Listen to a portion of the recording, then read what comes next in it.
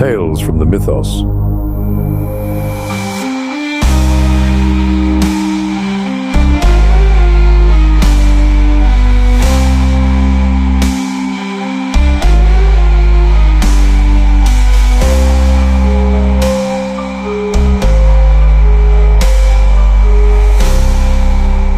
Eldritch Horror. Prologue. Jack Sharpe. The sea had come for him after all. Far beneath the granite foundations of Miskatonic University, past locked archives and sealed vaults, deeper than any lecture hall had ever reached, a chamber had been hollowed into the bedrock. It smelled of iron, mildew, and ancient salt. The lanterns burned low, and the air felt thick enough to drown in. At the room's center stood the tank. Glass, iron, wax, bone. It was not a machine of science. It was something older, something that had known suffering. Its seams wept brine. The water inside, green, viscous, half alive, barely rippled, and yet the body floating within it was in constant motion. Not by choice. Jack Sharpe convulsed again, shoulders twisting, gills fluttering along his neck like torn silk. His skin was wrong, mottled, pale, slick in patches, with hints of scale surfacing around his throat and ribs. His eyes were sealed shut. His ears had recessed deep into the skull. He curled inward, fetal and twitching, as if recoiling from something only he could see. Outside the tank, a dozen voices spoke in low, urgent tones. Arcane monitors chirped and buzzed. Symbols chalked on slate walls shimmered. One moment, his heartbeat surged, then stopped, flatlined. Alarms flared. Chants began. Seconds later, he gasped violently, and the lines on the screen began again. Not stable, never stable. He was slipping. Fatima stood beside him, sleeves rolled to her elbows, fingers trembling as she dipped a cloth into blessed tincture and dabbed gently at Jack's brow. The water inside the tank stank of old tide. She could barely see him through the fogged glass. "You look uneasy," she whispered. "Are you in dreamland?" Her voice cracked halfway through. The phrase was common, what nurses said to the comatose, but something about it stuck in her throat, something about the way his face twitched as she said it. Behind her, technicians worked furiously. Glyphs on the tank had to be reinscribed by hand as they burned out. Pumps failed and restarted. Electrodes were swapped mid-seizure. Twice, a field of static light rose from Jack's skin when someone got too close. They didn't try a third time. Still, he lived. For now. Albert Albright stood further back, near the archway, as silent as the stone columns around him. His coat was open. His fists were clenched. In his hand, he held a single sheet of brittle parchment, folded twice, corners singed, the ink upon it deep red and shifting. The script moved when looked at. It had no title, no explanation. Jedediah Marsh had given it to him on the Giza tarmac, the storm still crackling behind them as the plane's propellers roared to life. "This might help him," he said, "but I doubt you'll like the cost." The paper vibrated faintly now. It glowed when Albright brought it close to the glass. The glow faded when he stepped back. He had shown it to no one. Not yet. A footstep behind him. Henry Armitage emerged from the gloom, moving without his usual haste, his worn tweed coat streaked with salt stains. He paused beside Albright for a breath, then walked forward until he stood at the foot of the tank. He looked old, not weak, but tired in some deeper way, like a man watching the sea inch higher every year and knowing what would be lost. "He said no," Armitage muttered. "That was the first thing he told me. I remember it. Fatima looked up, startled. Said he didn't want to be part of it. The cults, the books, the myths. He didn't want to know the names. Armitage's voice was quiet, almost reverent. He wanted to chase cheating husbands, petty liars, things with motives, things that bled. He moved closer to the tank. His breath fogged the glass. But when the vault was hit, when the mirror of Tharanak was taken, he came anyway. No badge, no promise, no allegiance. Just a nod and a bag full of bad habits. Jack convulsed again. A tremor spread through the water. One of the machines flatlined. This time not his heart, but his brain activity. A nurse cursed. An operator triggered a fail-safe glyph. Armitage didn't flinch. That was the beginning, he said, when everything turned, when we stopped containing evil and started waking it. Above them, the lantern flickered. The ripples across the ceiling looked like waves, or tentacles, or hands. Armitage exhaled slowly. And so the curtain lifts again, he said, and Arkham takes its place upon the stage of gods and madmen. The room went dark.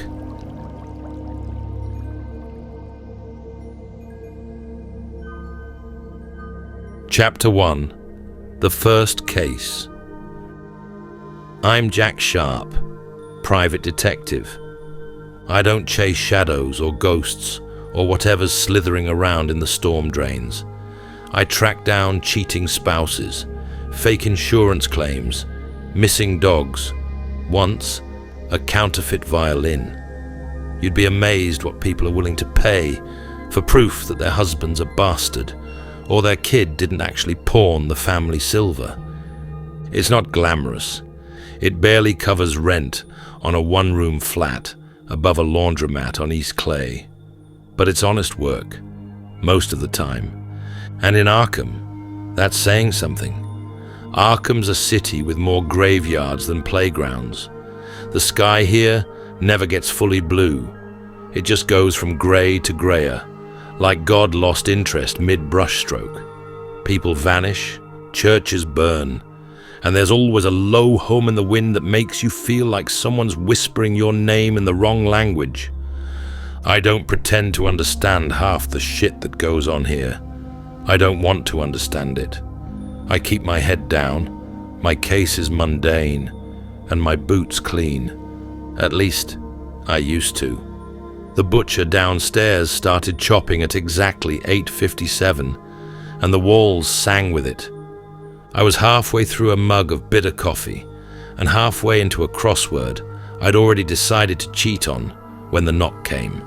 2 raps, heavy, like the guy on the other side had big hands and bad news. I didn't bother asking who it was. When I opened the door, Albert Albright stepped through like a storm front. Big coat, boots wet from the street, and that permanent scowl that looked less like anger and more like exhaustion with the entire human race. He didn't say hello. He just nodded once and looked around the place. My office smelled like old coffee and newer ink, with a touch of butcher grease from the shop downstairs. I'd stopped noticing it a long time ago. "You still quick?" he asked. "Still fast enough to know you're not here for small talk?" He tossed a manila folder onto my desk, like it owed him money. I let it sit there. "You ever hear of a herald?" he asked. I raised an eyebrow. "You mean, like a guy with a trumpet in a fairy tale?" "No," he said, "like the mouth of something older. Something not from here." That got my attention. Albert sat.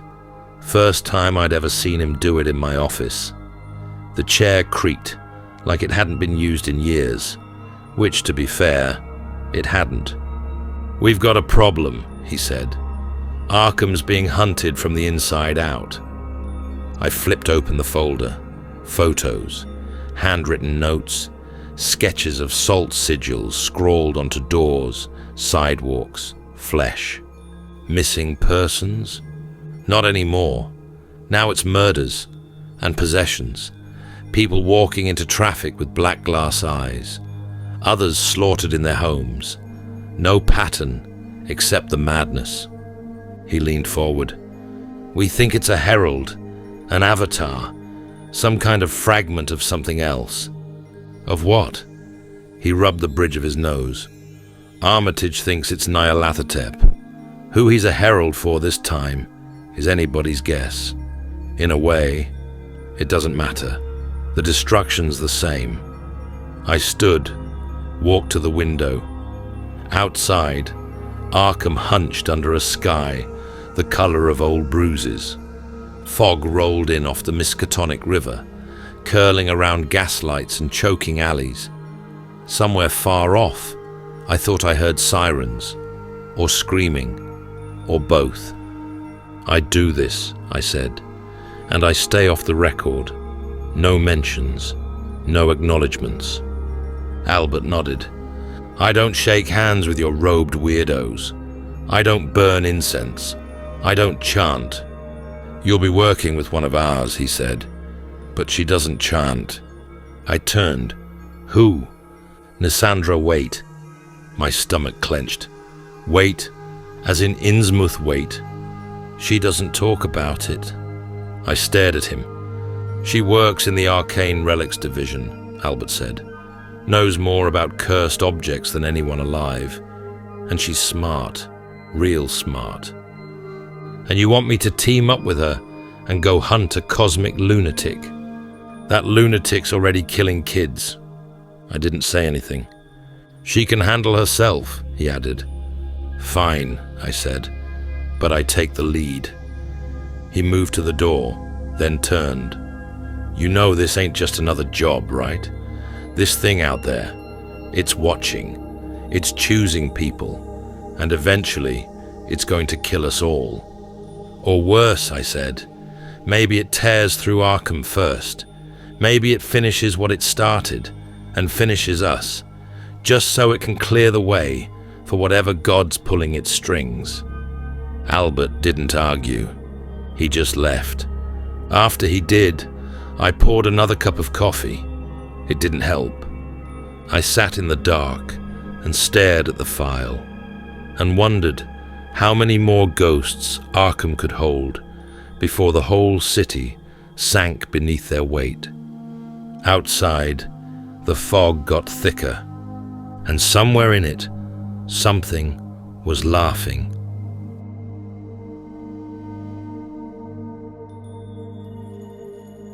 Chapter 2. Nyssandra Waite. By the time I got to Miskatonic, the fog had turned to rain. Not a proper storm, just the kind that falls in sheets and makes the gutters gurgle like something underneath is trying to breathe. Miskatonic's east wing looked like it had been ripped out of an old cathedral and bolted onto a library. The stone was always damp, the windows always fogged, and the lamps always just dim enough to make you feel like you were being watched. I'd been inside the place twice before. Both times I left with a headache and a nosebleed. The receptionist didn't make eye contact when she waved me through, probably for the best. Albert had left a note. Relic Archives, sub-basement level. Watch the last step. The stairs creaked under my boots. The last one was cracked, just as promised, and nearly sent me face first into the darkness. A familiar welcome. At the bottom, the hallway smelled like old paper, machine oil, and something vaguely electrical. There were strange humming noises behind the stone walls, like something was trapped inside them and whispering its way through the wires. I turned the corner and saw her. Nyssandra Waite.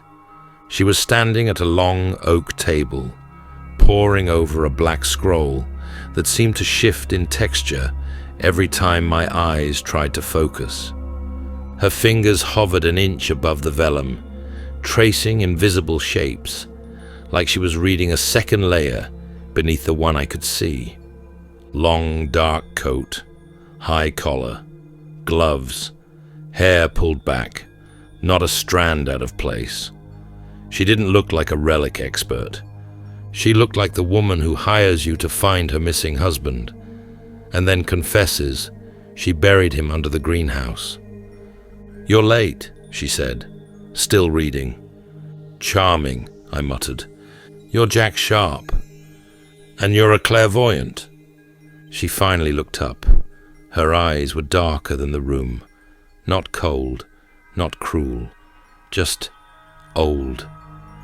"Albert said you were the type to keep one foot out the door.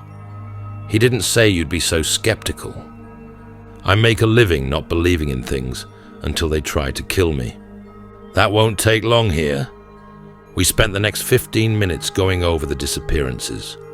She showed me a drawer of preserved evidence, bone fragments, melted coins, scraps of clothing that pulsed with residual heat when touched.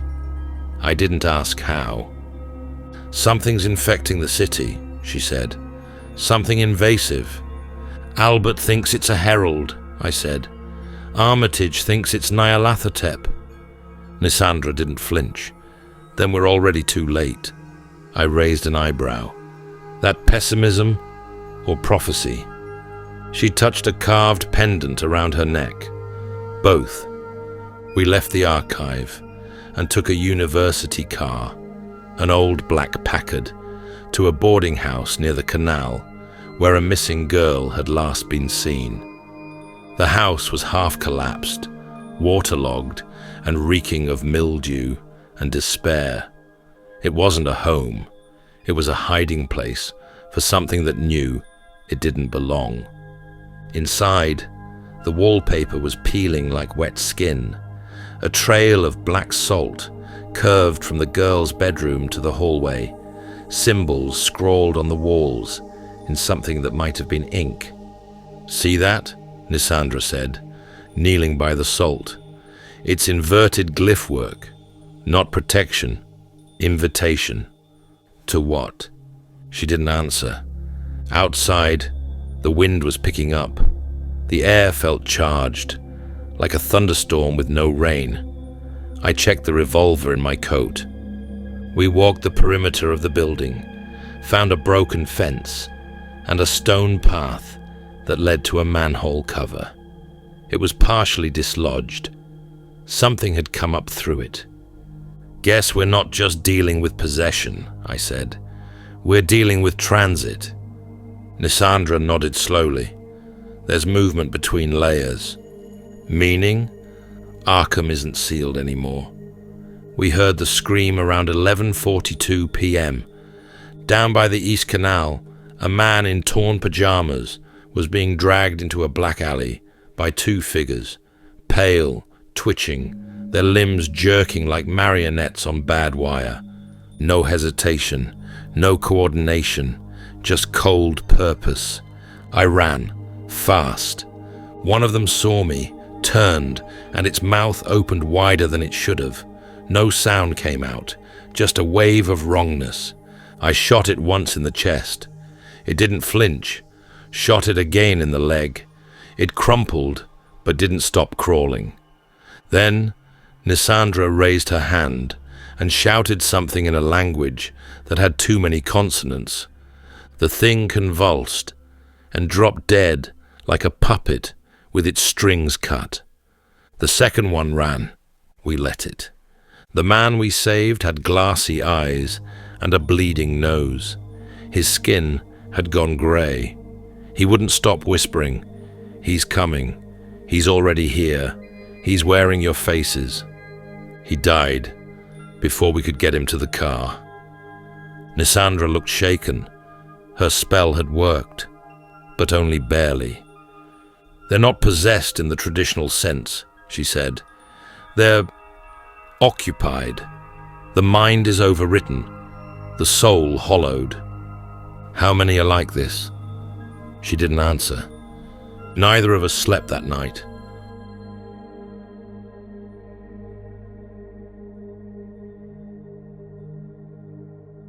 Chapter 3. Watcher in Blue. The next morning, the city felt wrong. Not off, not uneasy, wrong. Like the angles had been quietly shifted overnight, and nobody bothered to tell the architects. Pigeons circled lampposts in endless loops. The light from the gas globes downtown was blue, not yellow. You ever see blue gaslight? Neither had I, but nobody said a word. The people walking the streets were quieter too. Some stared too long. Others didn't blink at all. I knew that look. I'd seen it in the mirror once, when I stayed awake 4 days on a missing kid case and started seeing movement in the wallpaper. This wasn't sleep deprivation. This was occupation. "Police precinct on Garrison Avenue," Nyssandra said from the passenger seat. 2 reports of people taken there and never seen again. "You think it's the cops?" "I think the avatar is spreading, rapidly." I glanced at her. She was gripping a leather-bound notebook, hard enough to leave impressions in the cover. "You okay?" "I'm fine." She wasn't. The Garrison precinct had a tall, arched entrance and a rusted brass eagle that hadn't looked majestic since Hoover was in office. There was a thin mist rolling in through the alley beside it, the kind that feels like it's whispering. We parked half a block away. "You want to wait in the car?" I asked. Nyssandra raised an eyebrow. Figured I'd offer. Inside, the lights flickered overhead. There was a faint copper smell in the air. Blood or ozone, hard to tell. A cop behind the front desk looked up and smiled. Too wide, too clean. "Can I help you?" he asked, voice syrupy. "Yeah," I said. "You got a guy in holding. Name's Thomas Laird. I heard he got brought in last night. I'm his lawyer." The cop tilted his head. "We don't have anyone by that name here." I leaned closer. "You sure?" "Because the guy who watched him get dragged into the back entrance says otherwise." The smile didn't move. Then he must have been mistaken. I glanced at Nyssandra. She gave a tiny nod. That's when I noticed the badge number on the cop's chest, 1911, was etched, not pinned. It shimmered, just slightly. He wasn't a cop. I backed off. Apologies. Must have been mistaken myself. We left. Walked around the corner. "You saw it too?" I asked. Nyssandra nodded. "He's possessed, but not just him. The whole building feels hollow." "You think they're holding victims or converting them?" That was the turning point. Up to that moment, I thought maybe this was just another Arkham nightmare, the kind that fades when the sun comes up. But it was broad daylight now, and the nightmare was answering phones and wearing uniforms. So I decided to fight back. The first one I stopped was a man with red-rimmed eyes, dragging a woman by the hair down an alley near Widow's Wharf. He looked homeless, or had been. Now he was strong, fast, and humming a tune I didn't recognize, but hated instantly. He reached for something under his coat. I shot first, shoulder, non-lethal. He went down, twitching. The woman got up and ran. Nyssandra arrived seconds later. What happened? Possessed. He was trying to bring her somewhere. She crouched beside him, started to whisper something in that dead language again, but stopped. "His soul's already gone," she said. The second one was dressed like a teacher, plaid skirt, reading glasses. She was trying to talk a group of kids into following her into the sewers behind the East Garden Square. I confronted her. She smiled, opened her mouth to speak. Black mist leaked out. I pistol-whipped her, Hard. She collapsed. By the time Nyssandra got there, the mist was gone. I was shaking. "They're hiding in plain sight," I said. "They always do," she whispered. That night, I poured myself a double and waited for sleep to come. It didn't. Instead, I started getting this feeling, like something was watching me, not with eyes, with awareness, like I'd been spotted across a battlefield by something that hadn't cared until now. I lit a cigarette and stepped out onto the fire escape. Down the block, under a flickering street lamp, someone was standing, long black coat, wide-brimmed hat, and a grin that looked like it had been carved into their face with a blade and a bet. I didn't blink. The grin got wider. Then they turned and vanished into the fog.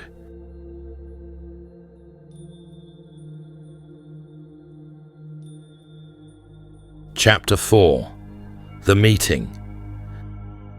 They held the emergency meeting in the rotunda beneath Miskatonic's East Observatory. A stone bowl of a room, no windows, one door, and too many echoes. The sconces burned oil that smelled like sage and regret. It wasn't a place built for comfort. It was a place built to keep things out, or maybe in. I was supposed to be there on time, but Arkham has a mind of its own when the streets are half empty and the people you do see are staring into nothing. Something told me not to rush. My gut's not perfect, but it twitches when things are about to go sideways. It hadn't stopped twitching all week.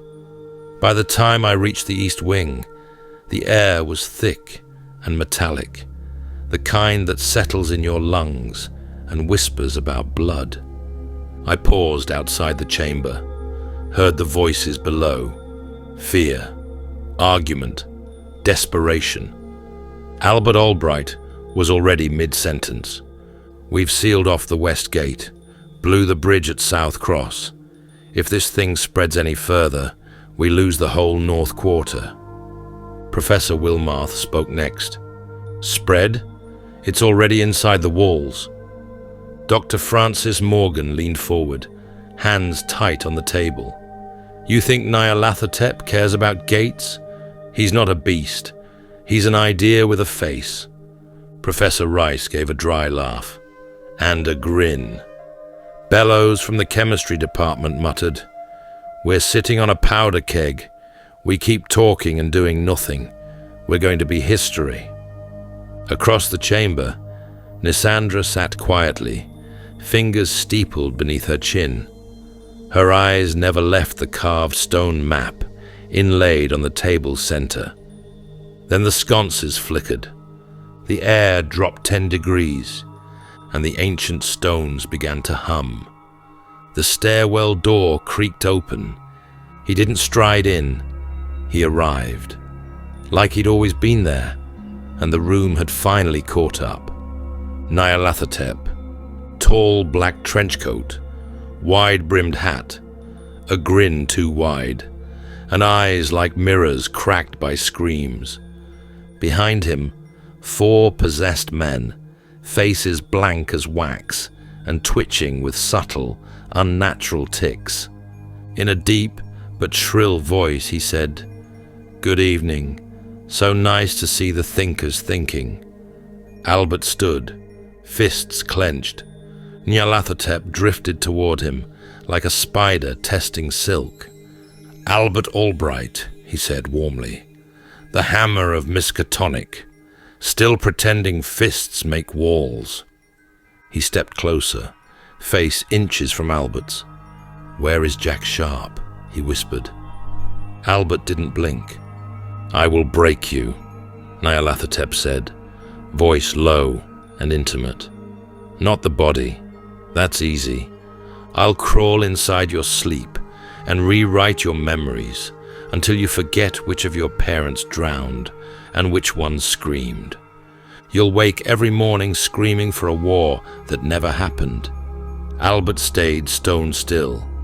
Nyarlathotep turned, amused. "Armitage," he said, almost affectionately.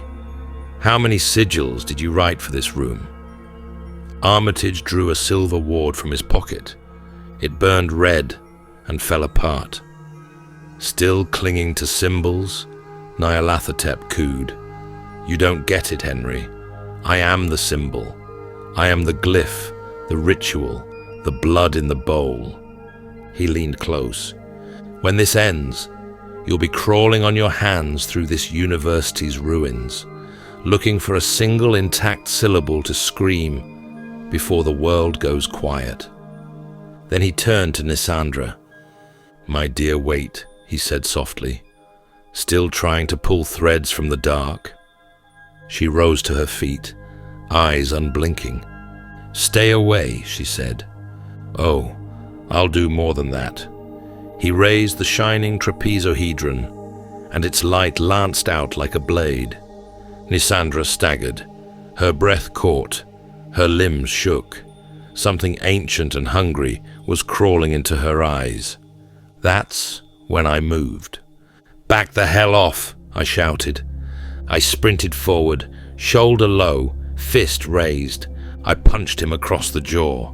He didn't fly. He stumbled, half spun, more out of surprise than pain. He turned, furious, eyes blazing like twin starbursts. "You dare." "I do," I said, and I kicked him, hard. He stumbled backward, and through the tall stained glass window behind him. Glass shattered. The frame gave way. Nyarlathotep fell. 7 stories. Gone. I ran to the shattered window, looked down. Nothing. No body. No blood. Just the wind, stirring broken glass across the flagstones below. Nyssandra gasped behind me, bracing herself on the edge of the table. "You good?" I asked. "I am now," she said. Albert was already checking the fallen thugs. They were unconscious, disconnected now that their puppeteer had vanished. Armitage was on his knees, muttering a protection rite. The professors stared at me like I was the eye of a hurricane. I wasn't, but I had just punched a god in the face. Silence hung for a moment. Then a voice from the back, some younger professor I didn't know, broke it. "My God," he whispered. "How the hell did you kick a demigod out the window?" Armitage stood slowly, brushing ash from his coat. "He's in human form. It's a tethered vessel, so he can walk the city, touch the world, but he's not used to being touched back, not by someone like Jack." He turned to me, eyes dark under heavy brows. "He'll be ready next time. He won't make that mistake again."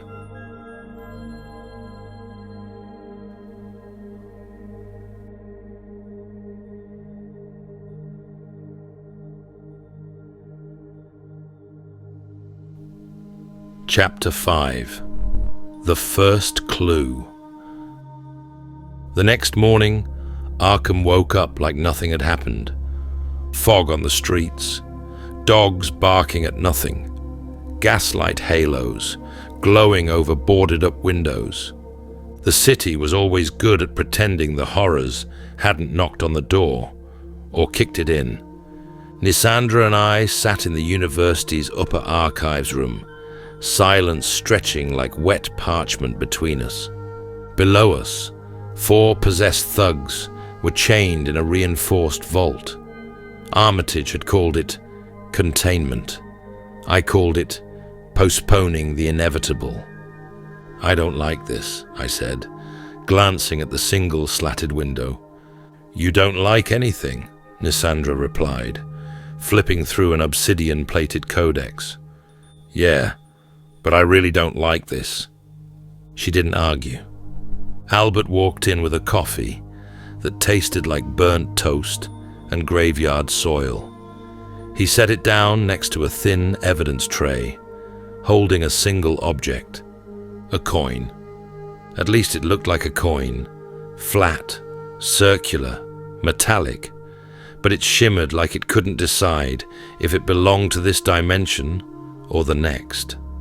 There were markings on one side that bent the light if you stared too long. Albert said, "We pulled it off one of the bodies last night. He had it wrapped in a piece of skin." Nyssandra barely looked up. "Human?" "Yeah." I leaned forward. "It looks mirrored, but not reflective." "Not a mirror," Nyssandra murmured. "A seal." We took it to the relics lab. That's where things got worse. There were already whispers in the building, voices only half heard, caught between floors, always saying things in that wet, whispering tongue. But the moment we brought the seal inside, the temperature dropped. The lab's stained glass window spiderwebbed from the center outward, without being touched. Nyssandra laid the seal on a scrying table. Dust rose in tiny spirals. Her eyes glazed over for half a second, then snapped back. "I saw something," she whispered. "Not a place, not clearly, but movement, a shape, something left behind." "A map?" I asked. "No, a message." That night, I went back to my office. The rain had returned, but slower now, heavier.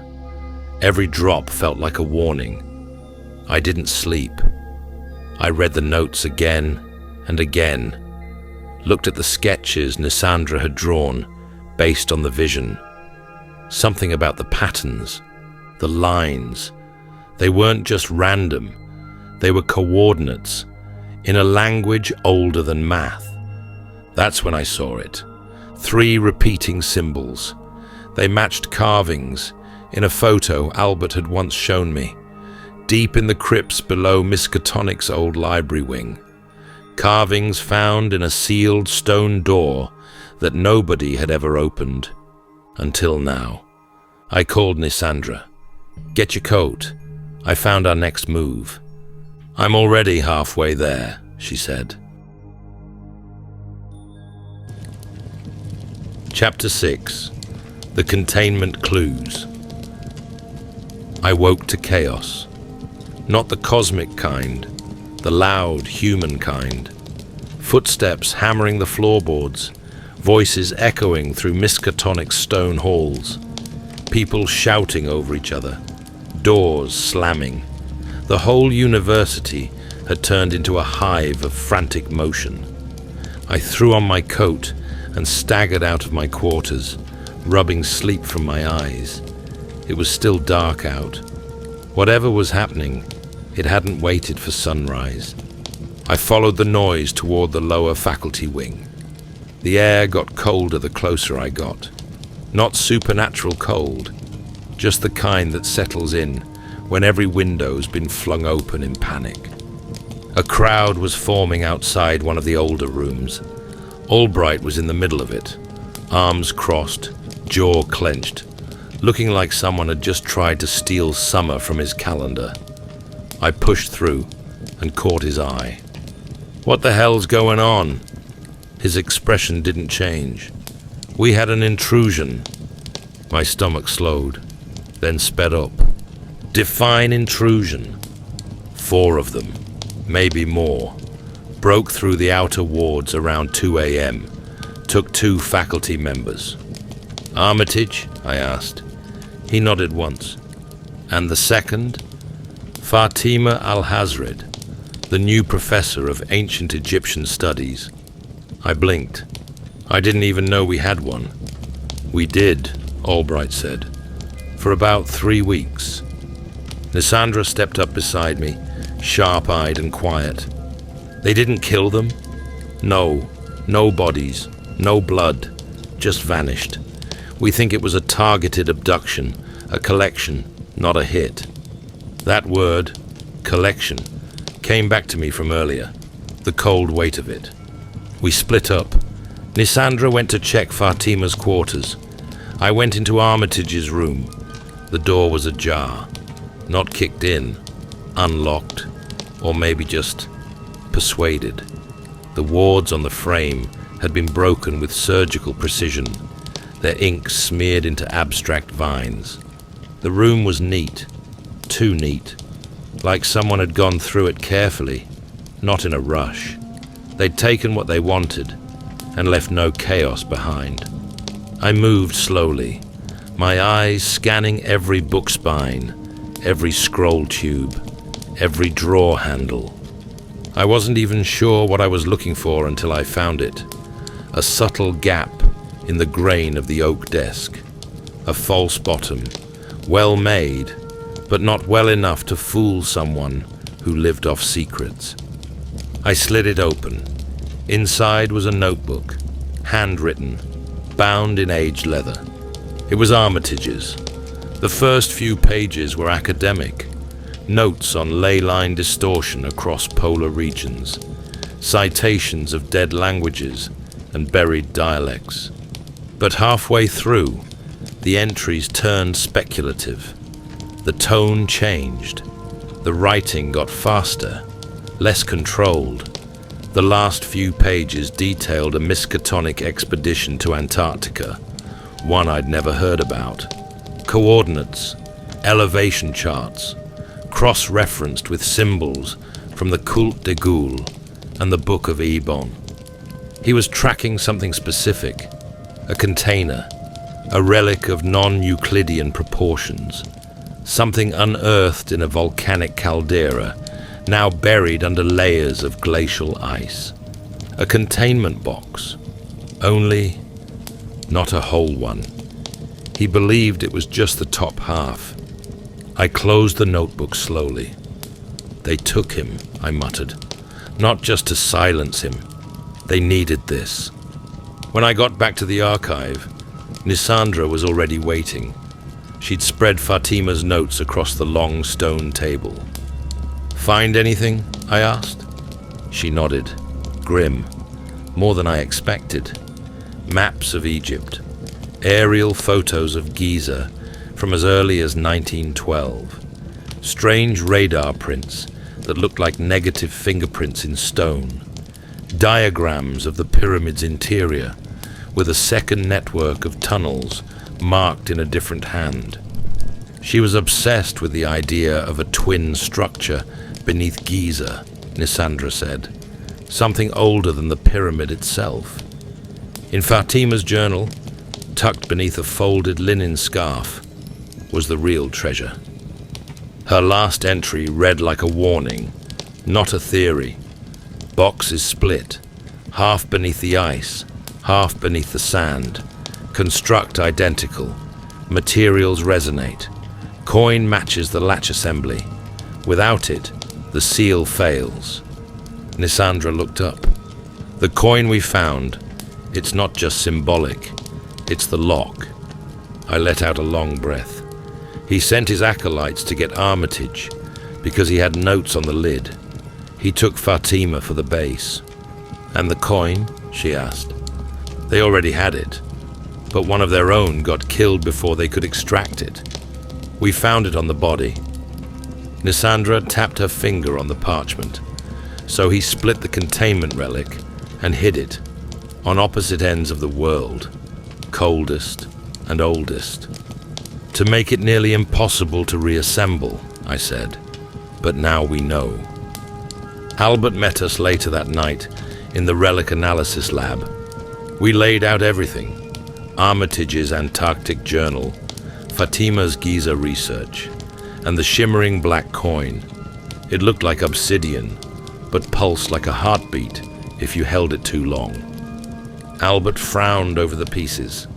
"So we're talking about a 2-part sarcophagus," he said, "meant to imprison the trapezohedron." "Correct," Nyssandra said. "And the coin is the lock?" "More than that," I added. "It's the failsafe. Without it, the prison doesn't close. Without both halves, it doesn't hold." Albert exhaled slowly, hands resting on the table. "Which one first?" "Antarctica," I said. "If Armitage is alive, that's where he'd be held. He won't last long in that cold. Albert nodded. I'll get the transport ready. You'll fly direct. We'll equip you from base camp. Nyssandra was staring at the coin. She spoke without lifting her gaze. He's trying to erase the box, she said. Not because he can destroy it, because he can't. I turned toward her. If someone put the pieces back together, if they used the coin... Albert stepped closer, his voice low. Then we could seal him inside it. Cut his tether to this world, Nyssandra added. Free the people he's possessed. I looked at the floor. The silence hung heavy, but it won't bring back the dead. The silence got heavier. I picked up the coin, held it to the light. It didn't reflect me, didn't reflect anything, just showed the world behind me, as if from somewhere deep and wrong. We get the box, I said, and we lock him out.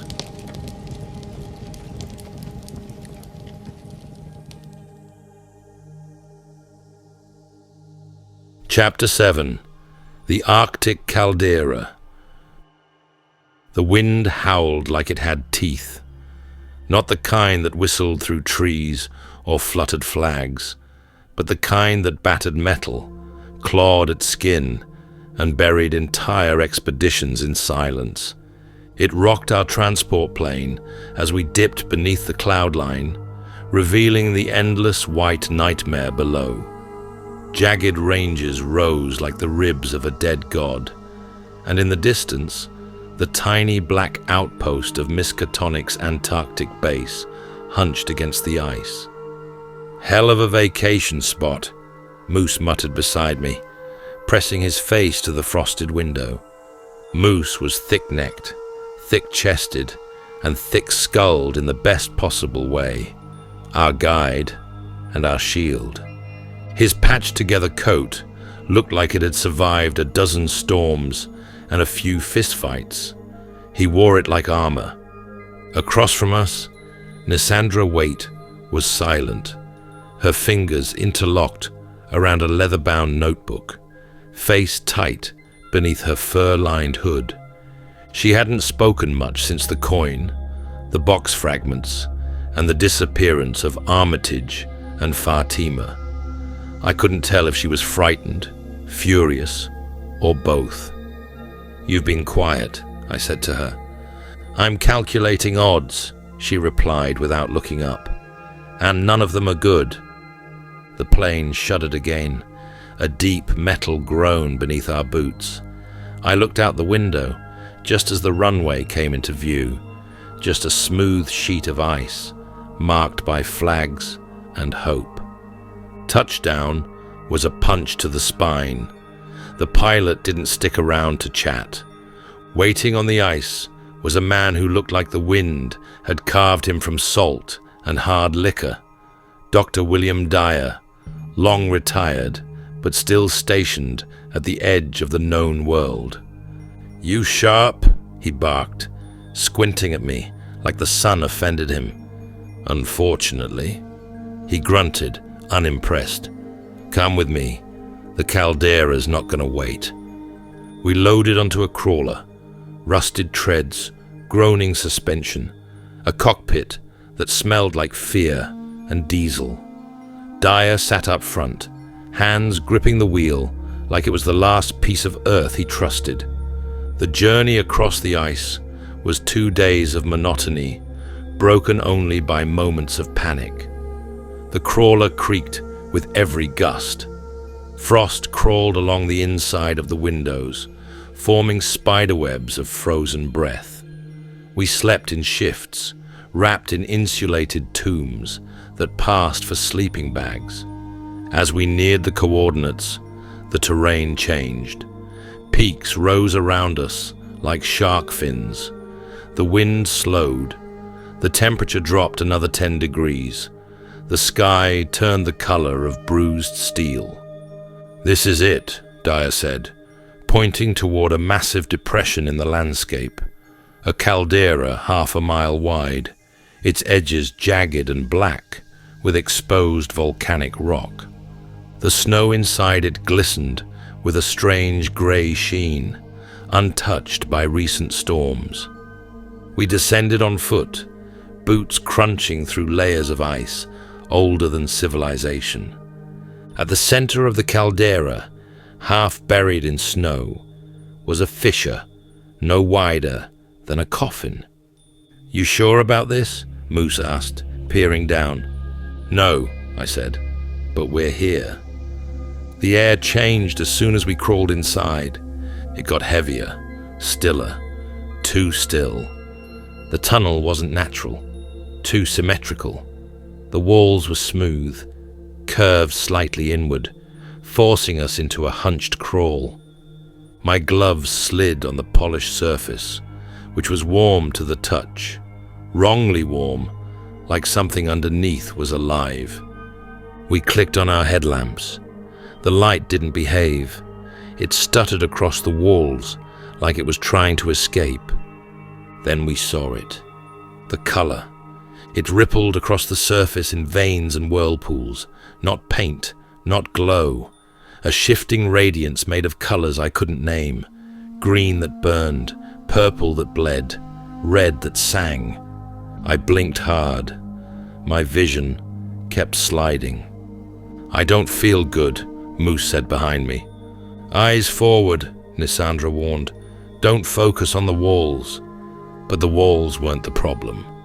The problem was the way the light reached for us. Time slowed.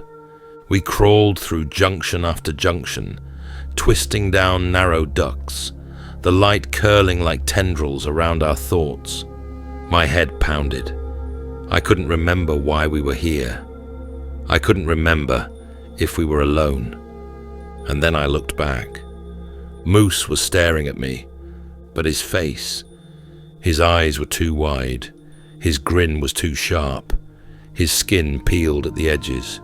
He looked like him, like Nyarlathotep. I jerked forward, heart hammering, and caught sight of Nyssandra, turning her head.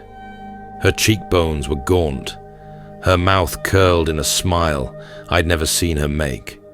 Her eyes were twin mirrors, not mirrors, windows. Dyer grabbed my arm from behind. "Jack!" I turned, and his face collapsed inward, like his skull had been pinched between invisible fingers. His mouth didn't move, but I heard the whisper, "It's already over, Jack." I screamed and ran. I don't remember how long I crawled. My hands bled, my knees burned. I crashed into turns, slammed into the duct walls, hyperventilated through my rebreather. The color got brighter, then darker, then nothing. Then a chamber, a room, real, solid, silent. I collapsed against the floor, dizzy, sweat freezing on my skin. I reached into my pack, hands trembling, and found them. The sunglasses, heavy-duty polar lenses. I slapped them on and opened my eyes. The color was still there, but now it sat behind glass, defanged and distorted. Something in my mind cleared. Whatever it was behind me now. I went back. Moose was on top of Nyssandra, choking her. Dyer was thrashing like a fish in a net, eyes wide and blank. I shoulder-tackled Moose off her.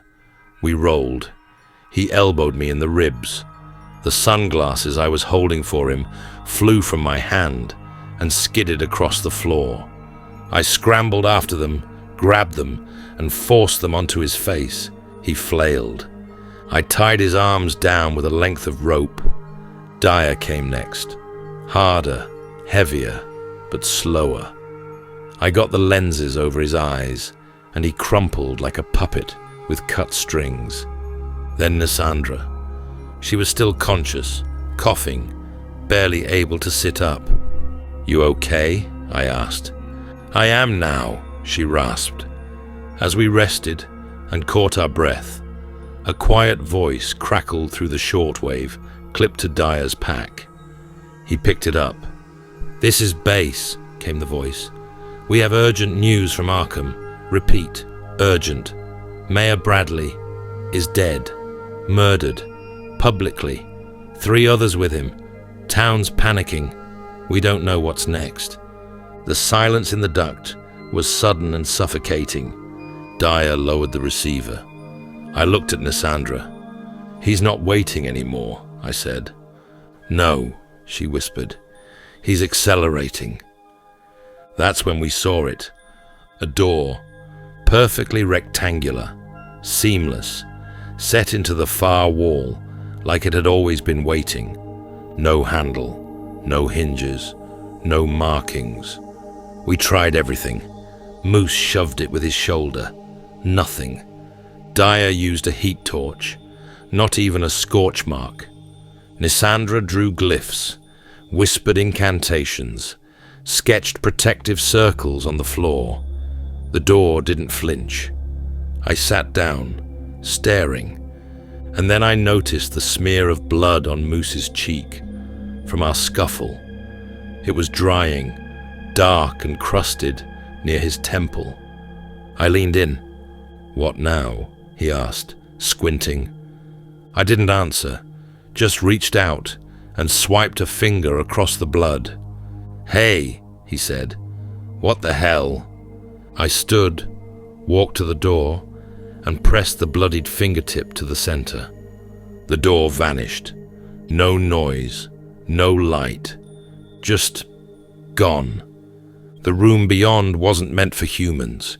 It was tall, vaulted like a cathedral, but the scale was wrong, designed for creatures that crawled on spirals or slithered on geometry that didn't care for vertebrae. The walls were carved with flowing sigils that twisted if you looked too long. The air smelled like metal and ice and something you dream about and forget on waking. Instead of shelves, there were cylinders, thousands of them, floating in recessed alcoves, humming with inner light. "A library," Nyssandra whispered. "Of what?" I asked. She didn't answer. We moved carefully. No one touched anything except with gloves. Then I saw it. A cylinder marked with the same glyph we'd seen in the relic logs, the one tied to the trapezohedron. I picked it up. It was warm, lighter than it should have been. I twisted the top. With a faint hiss, it opened. Inside, nestled in alien fabric, was the top half of the containment box. Cold, black, veined with glowing sigils. Nyssandra exhaled. "We found it." No one smiled. We had half a prison. I held the box fragment in my gloved hands, the weight of it anchoring me back to something close to reality. The relief was immediate and fleeting, because then we looked around. "We should check the rest of the chamber," I said, already moving. "Armitage could still be here somewhere." Dyer didn't need telling twice. He went left. Moose went right. Nyssandra followed me into the shadows. We searched the aisles, the nooks, the hollows in the walls. We looked behind the cylinder bays, beneath raised platforms. We called his name. We found nothing. Not a shoe, not a shred of cloth, not a whisper of breath, just more silence. Eventually, Moose stood in the center of the room, shoulders heaving. "He's not here." Nyssandra didn't speak. She just sank against a wall, her eyes glassy and far away. Dyer turned back toward me. "Then that only leaves Egypt." I stared at the box fragment in my hand, its surface pulsing dimly, like the heartbeat of something buried. "Yeah," I said. "We'll tell the others when we get back. Albert's gonna take it hard." I slid the box into my coat, the cold biting through the fabric. Then we heard something. It was faint at first, but grew louder quickly. Somewhere deep behind us, The echo came. Tekeli Lee! Tekeli Lee! Dyer went pale. No, he whispered. Not here. Not now. I didn't ask. I already knew. It was a Shoggoth. Moose started shrieking, a raw, primal sound that didn't stop. We grabbed him, hauled him bodily through the ducts, and didn't look back. The moment we broke daylight, we threw him into the crawler, hit the engines, and tore across the ice like the devil himself was at our heels. By the time the plane lifted off, the caldera was a shrinking wound behind us, and Moose was still screaming.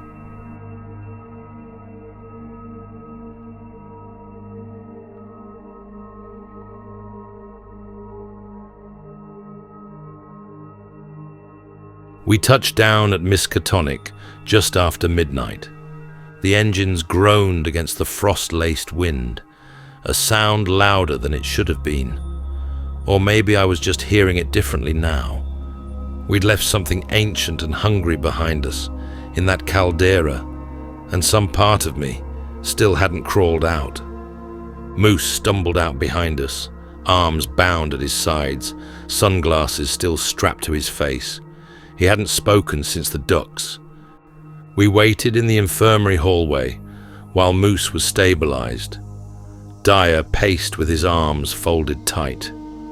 Nyssandra sat near the window, staring at the black trees outside, like they might rearrange themselves into meaning. I didn't move, just watched the closed door and waited for answers I already knew. Albright returned. The door clicked softly behind him. "He's sedated," he said. "Physically stable, but..." He trailed off. Then his voice dropped, quieter. Nyssandra lowered her eyes. "Then he's in Egypt," she said quietly, "with Fatima." Albright nodded, slowly. He didn't look surprised. The upper library smelled like old parchment and colder memories. We gathered around the main table, the fire behind us flickering low. Albright rolled out a hand-inked map. "You'll need someone who knows the terrain," he said. "I've arranged a guide." The doors creaked open, and in waddled a man, maybe 5'4" in height and 6 wide in personality, round glasses, mustache like a cartoon detective. His tan desert tunic looked like someone had stitched together a dozen survival packs and called it clothing. He adjusted his fedora. "Name's Porkchop," he said. "Seriously?" Dyer asked. "You expected a guy named Lambshank?" Porkchop rolled out a second map, this one stained and creased, like it had been used to swat flies and summon demons. "You're not going into the pyramid," he said, tapping Giza with a stubby finger. "You're going under it." "How far under?" I asked. "Pre-Egyptian, older than dust, vaults and crawl spaces, alien architecture. It's not a tomb, it's a wound." Nyssandra furrowed her brow. "You've been there?" "Once. Barely left. Still get sand in places I didn't know I had." He tapped the map again. "But if the second half of the box is anywhere, it's here." The rest of the day was all rope, rations, and rechecks. Nyssandra and Dyer packed field notes and diagrams. I cleaned my pistol. No one talked about Moose. Albright locked the top half of the containment box inside the university vault. "We'll protect it here until you return," he told me. I nodded, gripping the coin in my pocket a little tighter. As we approached the hangar, Porkchop handed out garments, sand-colored robes, veils, boots. "We're not sightseeing," he said, "but better to look like locals than bait." Mine was practical. Nyssandra's looked ceremonial. Porkchop's, well, it looked like a stitched-together bomb shelter. I counted at least 25 pouches and a ladle hanging off one hip. "You gonna cook the monsters into submission?" I asked. "Only if they're under-seasoned," he said, straight-faced. The plane engines growled as we strapped in. Dyer double-checked oxygen regulators. Nyssandra thumbed through scroll notes. Porkchop sat back and promptly fell asleep with his hat over his eyes. I watched the university vanish beneath us, watched the fog roll over Arkham's hills. Half the box was locked away behind stone and vault bolts. The other half was buried under sand and secrets, and somewhere down there, Armitage was waiting.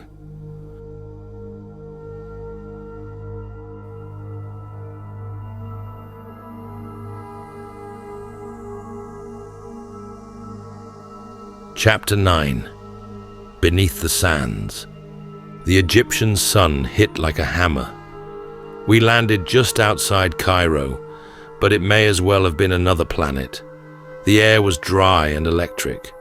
The smells were a sharp mix of dust, smoke, diesel, and something ancient I couldn't place. Not rot exactly, more like the scent of something waiting. Customs didn't ask too many questions. When you looked like academics with grant money and a crate full of geological survey tools, you could pass anywhere. Porkchop did the talking, in Arabic that was fast, fluid, and just a little theatrical. I didn't understand half of what he said, but it worked. By nightfall, we were on the Giza Plateau, facing a sealed shaft. Porkchop claimed hadn't been opened in a century. The entrance wasn't much to look at, just a cracked slab, half buried in thorny desert scrub. Porkchop dug it out with his boot and wedged a pry bar under the edge. "Any chance this opens politely?" I asked. "Politeness is for cities," he said. "This place speaks corpse." With one final wrench, the slab popped loose and slid aside with a low, reluctant moan. The air that rushed out smelled like dry bones and salt. We descended one by one, lanterns flickering in the tight corridor. The walls were etched with ancient symbols, not Egyptian, not anything human. They pulsed faintly in the lamp glow, like ink over living skin. "Keep your eyes ahead," I told Dyer, "and don't read anything out loud." He nodded.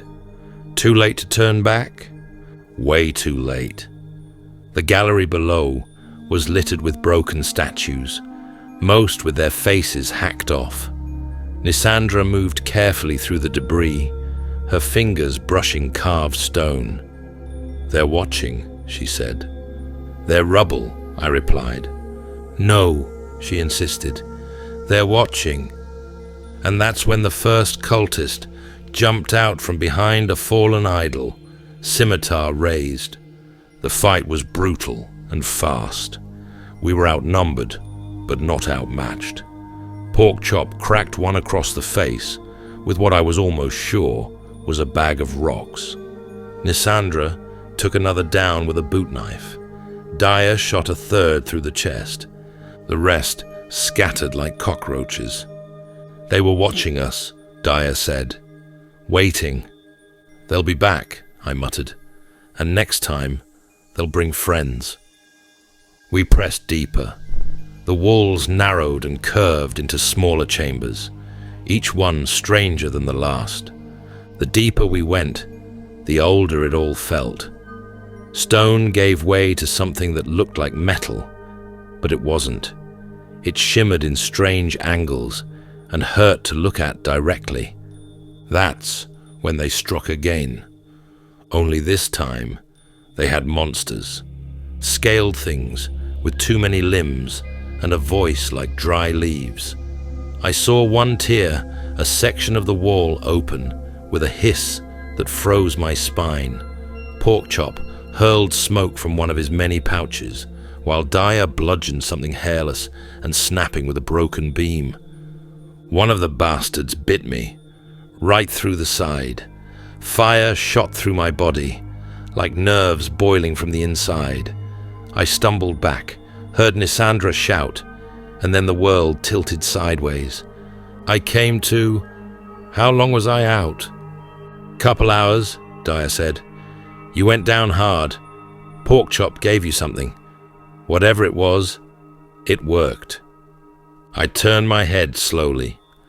Porkchop was sitting nearby, legs crossed, sipping from a dented canteen. "Thanks," I said. "What did you give me?" He shrugged. "Not sure. I just took everything I had that seemed anti-venomish and stirred it together. So I got lucky?" "Oh yeah," he said. "I had no idea if it would work." Then he added, "I'm glad it did. I didn't want to have to carry you." We kept moving, slow and steady. Eventually we found the remains of a small expedition. 4 bodies, long dead. Equipment half buried in dust. All local, all armed, all eviscerated. "No sign of Fatima or Armitage," Nyssandra murmured. I tightened my grip on the revolver. We were running out of time. A little farther in, we paused near an upper balcony, carved into the walls of what was clearly a ritual chamber. Down below, dozens of cultists, robed and chanting.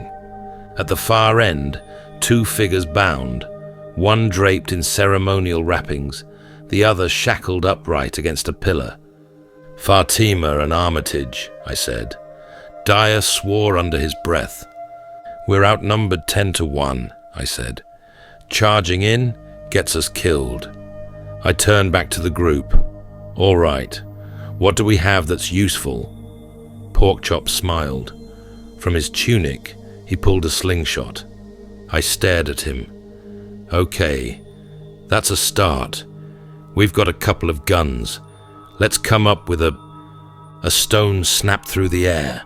One of the lanterns exploded in a burst of flame. I turned on Porkchop. "What the hell are you doing?" "We've got headlamps." "They don't," he said, loading another stone. "Darkness gives us the advantage. We were supposed to come up with a plan before you started." But it was too late. The cultists had heard the noise. They turned, saw us. "Shit," Porkchop barked, reloading. Dozens of them began rushing up the stairwell. I drew my revolver. "Move!" With Nyssandra behind me, we started blasting. Porkchop kept knocking out lanterns one by one. The room plunged into darkness, and chaos reigned. Through the smoke, we made our push. I found Armitage first, wrapped like a mummy, barely breathing. Dyer helped him up and started dragging him, slow and stumbling. I reached Fatima next. She was bleeding, weak, but alert. "You all right?" I asked. "I am now," she whispered. As I helped her up, I spotted something behind the altar they had been using, half covered in dust, glowing faintly with the same etching I'd seen once before. The top half of the containment box. My heart thudded. I grabbed it and tucked it inside my coat. We reached the cart. Dyer was already half dragging Armitage toward it, the professor barely able to lift his head. I turned to help Fatima up. And that's when a cultist lunged from the shadows, grabbing her by the arm and yanking her backward. She screamed. I spun, pulled her back, and we both tumbled to the ground hard. My head cracked against the stone. The wind left my lungs. The cultist raised a blade. Dyer tackled him before it could fall, while Porkchop came out of nowhere, hurling one of his metal pouches directly into the man's throat. The sound it made wasn't human. He dropped instantly. Porkchop hauled me to my feet. "Jack, now!" I grabbed Fatima and helped her up. We rushed to the cart. Together, we threw both her and Armitage into it, barely more than a metal bin with wheels, but salvation nonetheless. I grabbed the handles. "Cover me!" I shouted. And then the escape began. Porkchop laid down fire with terrifying accuracy. Slingshot stones dropped cultists like flies. Nyssandra stayed just behind me, watching our flank. Dyer huffed alongside the cart, still clutching a pistol, dragging one leg from a fresh gash in his calf. What sounded like Nyarlathotep's scream echoed through the tomb, rage incarnate. Behind us, the shadows warped, mist churned. Porkchop dropped smoke bombs, flung wire traps, and finally pulled 2 metal orbs from his pouch. Thin wire stretched across the corridor, dropping 2 more cultists as they charged. We reached the shaft. Sunlight, barely visible. Porkchop lit dynamite and hurled it behind us.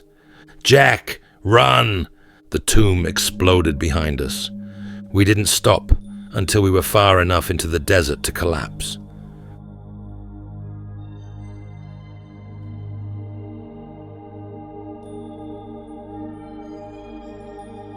Chapter 10. Ashes and Warnings. The first thing I remember after the blast was the sound of wind. We were somewhere in the dunes outside the pyramid, sprawled across the sand like dropped marionettes. My face was gritty with dust and sweat. Smoke curled in the distance, black fingers clawing toward a sky that didn't give a damn. The stars stared down at us, cold and clinical.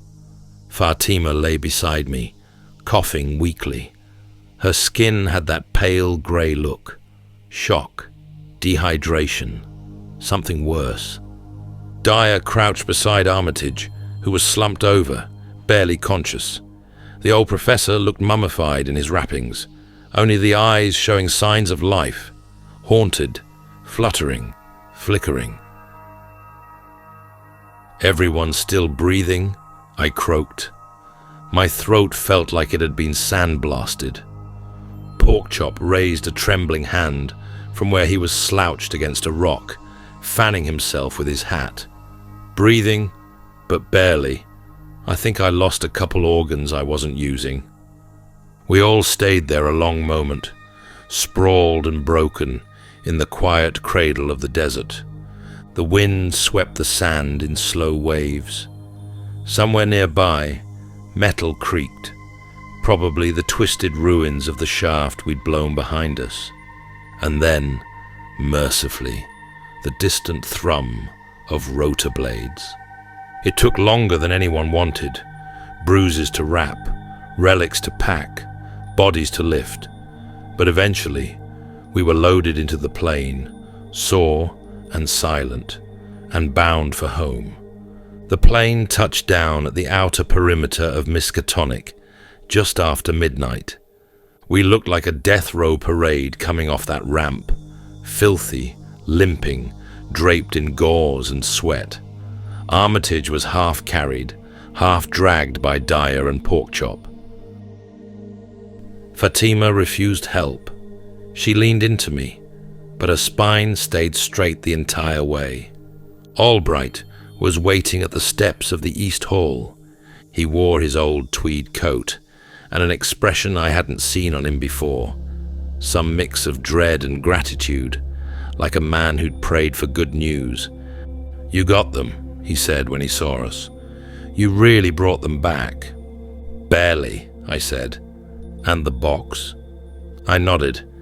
"Bottom half, retrieved from under the pyramid. Top half secured here at Miskatonic." I didn't sleep. Not really. I spent the night pacing the empty library hall, the sound of my own footsteps echoing off stained glass and ancient stone. The salt stink of Egypt was still in my coat. The bruises across my ribs throbbed with every step. I kept thinking about Moose, about how he'd gone silent, about the look on his face when the Shoggoth roared behind us in the ducks, about how close we'd come. Sometime around dawn, I returned to the main hall and found Albright already there. Maps spread out, books piled like barricades, the two halves of the containment box laid side by side like relics from some dark religion. He looked up when I entered. Couldn't sleep either. Didn't try. The others trickled in slowly. Fatima, limping but alert. Dyer, his calf wrapped in blood-stained gauze. Nyssandra Waite arrived last, her cloak streaked with dust, her expression grim but steady. She took a seat near the relic, without a word. Albright began. First, thank you, all of you. What you pulled off, getting both halves of the containment box, rescuing Armitage and Fatima, that was impossible, and you did it. He looked at me. How bad was it? I said nothing. Just looked at Moose's empty chair. Albright nodded grimly. Then we won't waste time. Now that we have both halves and the sealing coin, the only thing left is the artifact itself. Nyarlathotep's tether, the shining trapezohedron. After the others settled around the table, Albright said, "By the way, Jack, I don't think anyone's formally introduced you to Fatima. Fatima, Jack, Jack, Fatima." He gestured between us, like a maestro conducting an awkward symphony. Jack's the reluctant sleuth helping us out, given how bad things have gotten with Nyarlathotep. And Fatima is our newest professor of arcane anthropology, specializing in Middle Eastern mythologies. She's worked in Syria, Egypt, and Constantinople. 5 languages, 2 doctorates, and a publishing record that keeps the Vatican nervous. "You flatter me," she said, offering her hand. I looked around at all these good people who are fighting indescribable horrors to save the city, and likely the world.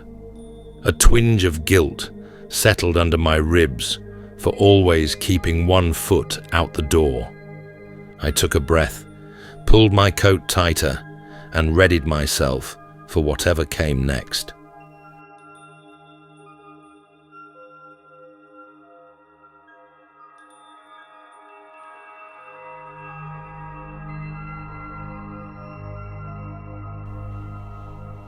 Chapter 11. The Final Assembly. The containment box sat in the center of the long library table, like an unspoken dare. It was beautiful and wrong. Both halves now joined. Its surfaces hummed faintly with dormant power, red wooden sides etched with geometries not native to Earth, silver inlays pulsing faintly like the beat of something slumbering inside. Every time I looked at it for too long, I got the feeling I was being watched or judged. Albert stood at the head of the table, arms crossed, face unreadable. Dyer was pacing near the windows. Fatima was whispering something to herself, prayers maybe, or equations. Nyssandra sat quietly across from me, expression unreadable. The air was thick with nerves, the silence heavier than usual. That was when Fatima finally spoke. "The coin," she said. "It's more than a key. It's the antithesis of the trapezohedron." All eyes snapped to her. She stood, eyes fixed on the sealed box. The trapezohedron opens. The coin closes. One tears the world open. The other seals it shut. That's not speculation. It's balance. It's design. If we get the coin on him, it severs the bond. Albert squinted. "You're saying this coin can disrupt Nyarlathotep's connection to the artifact?" She nodded. "It'll stop the trapezohedron from functioning. If it's no longer active, we can get it out of his hands and into the box." "Right," I said. "So we just walk up and slap it on him?" Fatima gave me a flat look. "He'll kill anyone who tries that." "Figured," I muttered. "Would have been nice if it were that simple." Porkchop cleared his throat and stepped forward with a kind of theatrical flourish. He held up something cobbled together from metal tubing, springs, and what might have been a copper egg beater. "Behold," he said. "Bessie." I stared. "That's a weapon?" "Technically," he grinned. "It's a bowler launcher, but with modifications. I designed it to fire the coin, mounted between two weighted heads, at high velocity. When it hits, the coin should make contact, and the weighted cords wrap around his chest and arms, pin his limbs, bind the coin to him, give us the window." "You want to hog-tie a demigod," Dyer said slowly. "I want to secure a demigod," Porkchop replied. "Style's just a bonus." Albert looked at him. "And after that?" Fatima answered. "Then we get the trapezohedron into the box. The coin cuts the cord. The box closes it." I rubbed my jaw. "And once he's not holding it, he's just vulnerable." "We hope," Fatima said. "Once it's sealed, he loses his tether to this world." Albert stepped forward, voice calm but heavy. "If we succeed, the spell he's cast over Arkham, the one controlling the acolytes, should break as well. I can't say with certainty, but it's highly probable. They may return to themselves, or what's left of themselves." "Good," I said. "One less war to fight." That was when the intern burst through the library doors, panting. "Professor Albright, you need to see this. Just arrived." He handed over a black envelope. Albert opened it, frowned deeply, then passed it to me. I scanned it. The handwriting was elegant and mad. "Jack, come to Arkham Asylum, below ground. No tricks, no delays. If you don't, everyone dies. You're already late, Detective. N." I blinked and looked up. "Is he talking about the asylum? Arkham Asylum?" The intern nodded. "Yes, sir. The sub-basement levels." I slipped the note into my coat pocket. "Well, that's not creepy at all." Fatima met my eyes. "You won't be alone." I gave a short nod. "Let's make sure this bastard doesn't get a second act."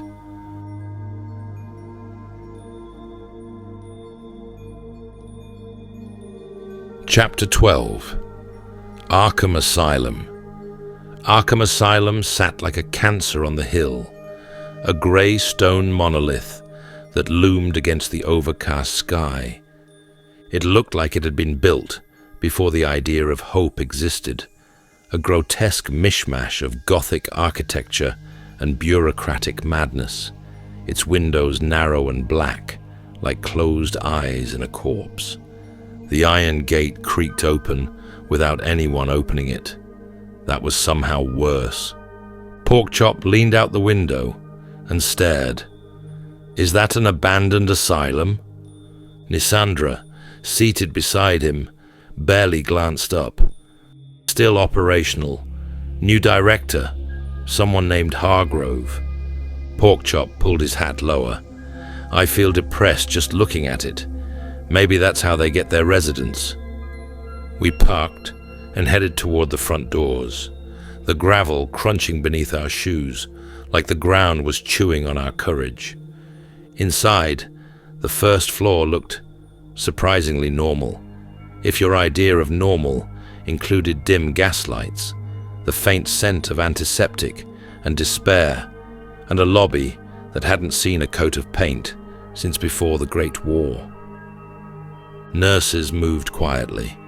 Patients sat slumped in corners or shuffled past, eyes glassy, each one lost in some silent internal scream. But we weren't here for check-ins or visiting hours. "In the back," Dyer murmured. "Stone stairs. No elevator goes that low." We found them, a spiral staircase carved out of rough, uneven stone. Cobwebs stretched across the ceiling like a canopy, and the air smelled of mildew, rust, and something that reminded me of wet fur. We descended with torches, the only light flickering against damp stone. Each step felt like we were walking into the throat of something ancient. At the base, we heard them, dozens of voices in a low murmur, echoing from a distant room. "That's gotta be them," I whispered.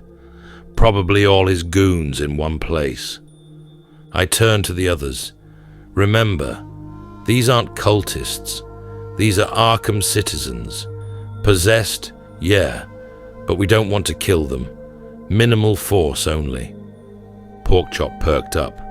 "Oh, I've got just the thing." He reached into his bag and pulled out something. It looked like a bent coat hanger attached to a handle rigged with wires and metal plates. "What the hell is that?" I asked. "We're not going in there to do laundry." "These are high-voltage coat hanger electric current thingies," he said proudly. "Battery-powered. You touch someone with it. Zap.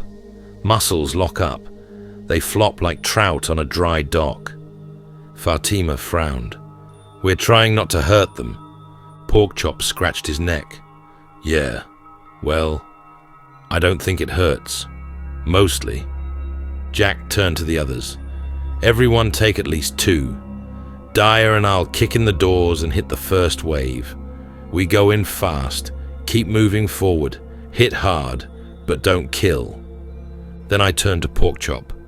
"When everyone is ready and I say go, not before." Porkchop looked at me, a little sheepish, but didn't say a word. We crept to the double doors. I could hear chanting now, deeper and more unified. The room beyond pulsed with unnatural energy. "It's a small room," I muttered. "We're not sneaking in. We go loud." "Agreed," said Dyer, flexing his fingers around the hangers. 1, 2, 3. We kicked the doors open. Chaos. 10, maybe 12 possessed Arkhamites turned to look just as we charged in. Dyer and I slammed into the front row, pressing electrified metal to shoulders and backs. People screamed, dropped, twitched on the ground. Fatima followed behind us, then Nyssandra, then Porkchop. The room erupted into madness, people flailing, falling, scrabbling for footing, all under flickering gaslight. Porkchop's hangers worked. One guy looked like he'd dance his way into the floorboards, but some of them pushed past it. I was in a fist fight. 2 of them, wild-eyed, charged me. I knocked one aside with the butt of my revolver, dodged the second, but I couldn't keep track of everyone. That's when the air changed. Nyarlathotep rose from his throne at the far end of the room. Not stood, rose, hovered. His form began to grow, limbs stretching, the black overcoat rippling with inky shadows. His hat fell away, revealing a head like a stretched skull, lips peeled back into a grin too wide, too deep. The air thinned. Black fog bled in through cracks in the walls. The room trembled. Some acolytes screamed and ran. Good, but we were losing oxygen fast. "Porkchop," I shouted. "Now!" He dropped to one knee, steadying the gadget he'd rigged like a crossbow. In its prongs sat the bowler, its 2 heavy weights swirling with thin wire, the coin glinting at its core. He fired. The bowler whistled through the air, spinning, elegant, and missed. Slammed into the stone wall behind Nyarlathotep and fell uselessly to the floor. My heart sank. "Hey, I thought you said you didn't miss." Porkchop stared at his launcher, twisting dials. "Well, there's a first time for everything." Nyssandra darted toward the fallen bowler, weaving through the panicking crowd, but caught a cultist's fist straight to the jaw. She crumpled, unmoving. Fatima screamed and dove, grabbed the coin-threaded weapon, and hurled it across the room, right to Porkchop. But Nyarlathotep was waiting. He caught Fatima mid-lunge, hands closing around her skull, lifting her off the ground. His grin widened, and he lifted his head. Eyes like obsidian mirrors stared into her soul. Fatima gasped, body trembling, face thinning, like her very essence was being pulled out through her eyes. I charged him, grabbed him from behind, arm locked around his throat. I screamed as fire raced up my arms, couldn't let go. He flung Fatima aside and grabbed me. My flesh sizzled where he touched, my vision blurred. And then he screamed. The bowler struck true, wrapped around his chest, the coin burning red hot into his sternum. His arms were locked down, the cord biting into his sleeves. He wailed, and everyone dropped to their knees, ears bleeding from the sound. The air shifted. The fog began to recede. The cultists stopped fighting. One by one, they looked around, dazed, frightened, waking up from some shared nightmare. Nyarlathotep tried to tear the bowler off, shrieking, clawing. I saw the box, the containment vessel, fallen beside Fatima. I ran, leapt, rolled through the chaos, snatched the box and the shining trapezohedron inside. I drove it into Nyarlathotep's chest, right over the coin. There was a flash of crimson light, and he was gone. Only his smoking coat remained. The box sat in the center of the blast zone, sealed, humming faintly. Fatima stirred. Nyssandra dragged herself upright. People wept. Some wondered. Some prayed. I dropped to the floor, staring at the ceiling, and for the first time since this nightmare began, I breathed.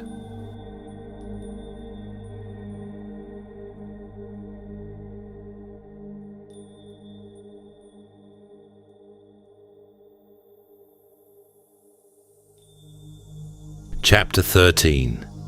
Aftermath. The light had dimmed to a dull hum, and the silence that followed was almost reverent.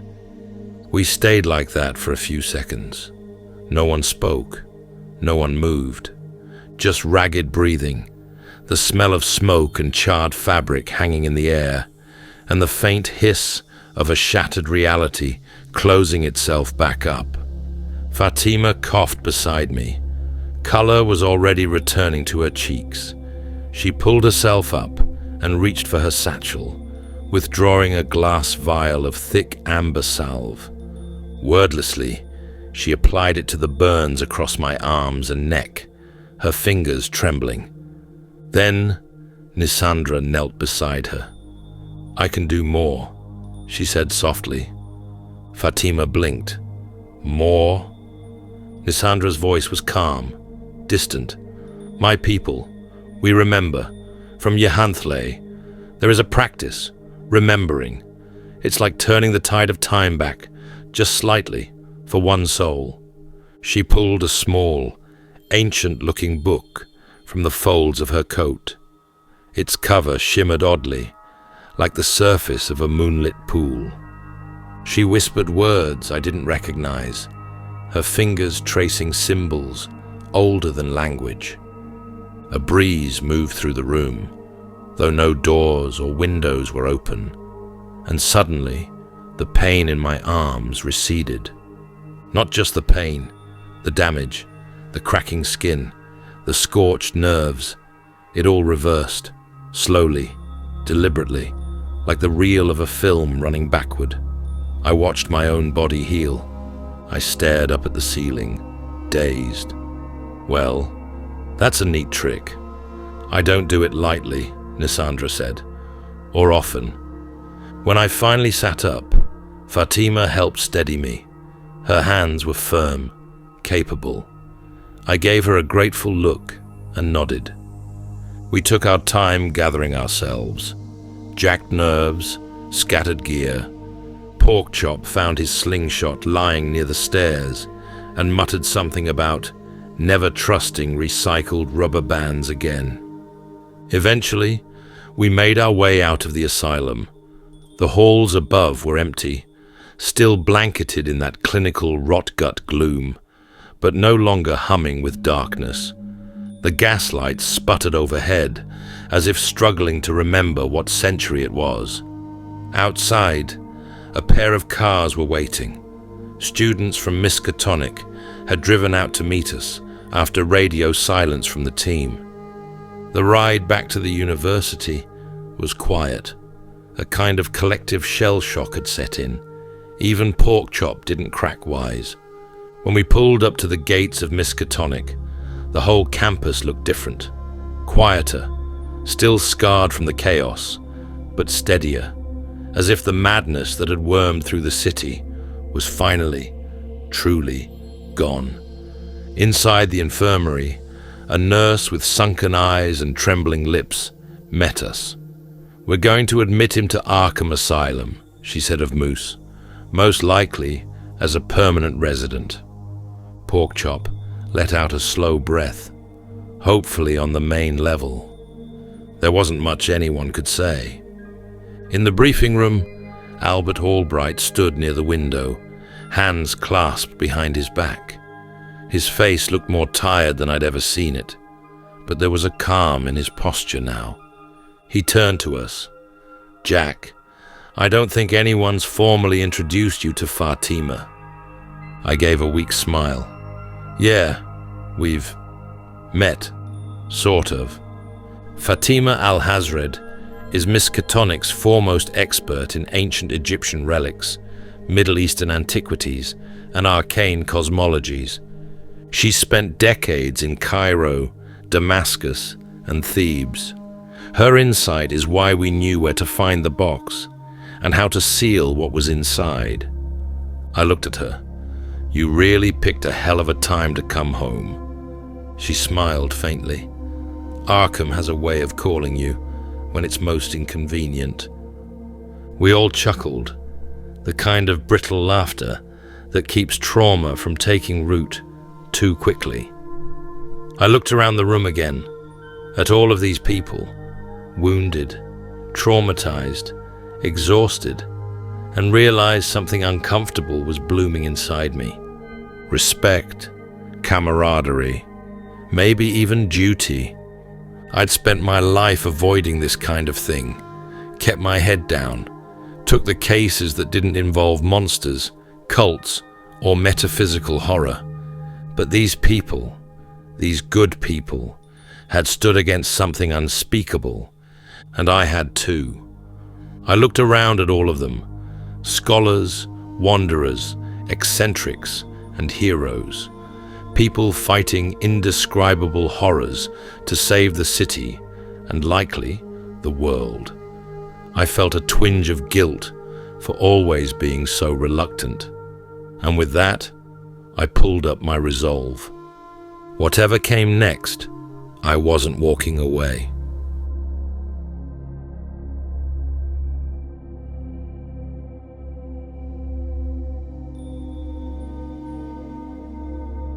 Epilogue. Jack Sharpe was dying. He floated in the thick saline tank like a man already dead, limbs slack, skin pale and sallow. A slow stream of bubbles rolled from the mask strapped across his face, the only sign he was still alive, if you could call it that. Every few minutes, someone leaned close to the glass to check for movement. Sometimes there was. Sometimes there wasn't. Fatima sat beside him now, one hand pressed flat to the curved glass, her forehead leaning against it. "Jack," she whispered, voice cracking. "We've been through too much for it to end like this. Please, don't leave me. I don't think I can make it through the darkness alone."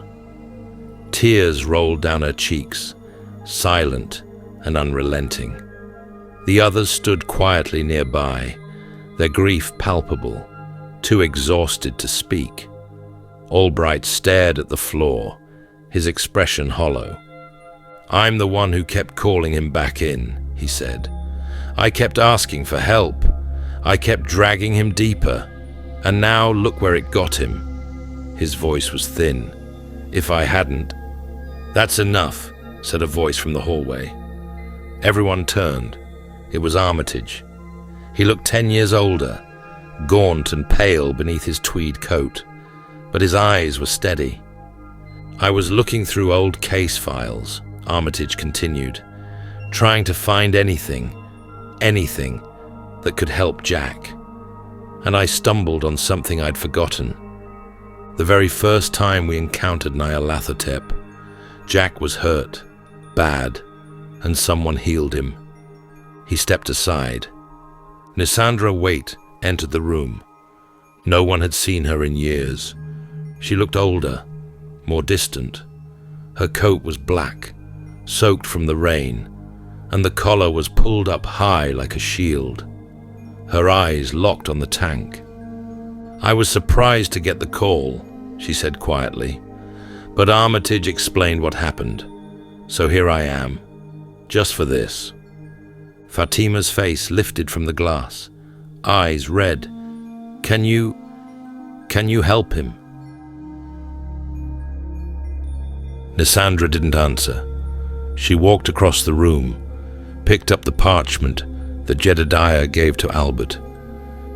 It was warped from water and time, the lettering worn thin, but unmistakably deep one script. She read it with reverence and set her fingers to the ink.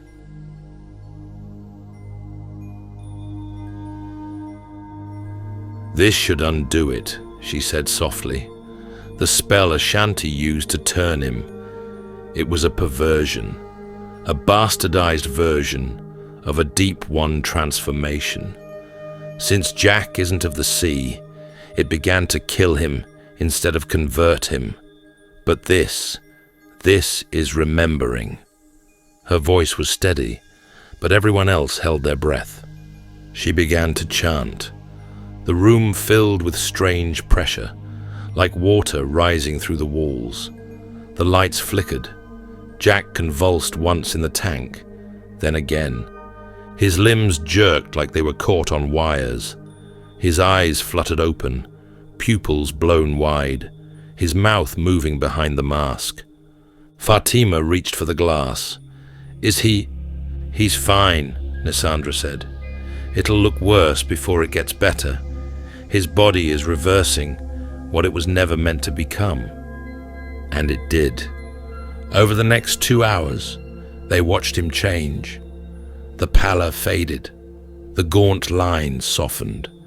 The blackened skin across his hands began to slough away, revealing healthy pink beneath. Muscles twitched. Lungs steadied.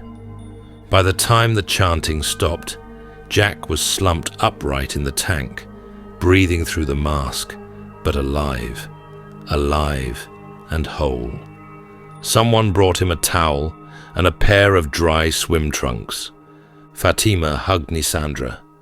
The act startled the woman, who froze for a moment, like a deer trapped in moonlight, then gave in with a stiff, awkward pat on the back. No one said anything. Later, when Jack had been dried off and propped up in a chair, blinking at the world through groggy, bloodshot eyes, Armitage crouched next to him. "How do you feel?" Jack coughed. "Like shit." But he smiled. Just barely. He scanned the room, seeing familiar faces, friends, people who had risked everything to save him. Again. The circle was still whole. He looked at Fatima. "Where's Porkchop?" She paused, eyes flicking down. You don't remember." Jack blinked. The transformation had wrecked his mind, left gaps he couldn't explain. When she didn't answer, he nodded. "Right, I guess I do. Just needed a second to feel it." He leaned back in the chair, staring at the ceiling. The world was still what it was, a place cracked wide open by the Mythos. But so long as they stood together, maybe it could still be held in place. Jack stared at the ceiling, feeling the weight of survival press down on him. He wasn't okay, but he would be, or as okay as a man could be in a world touched by gods.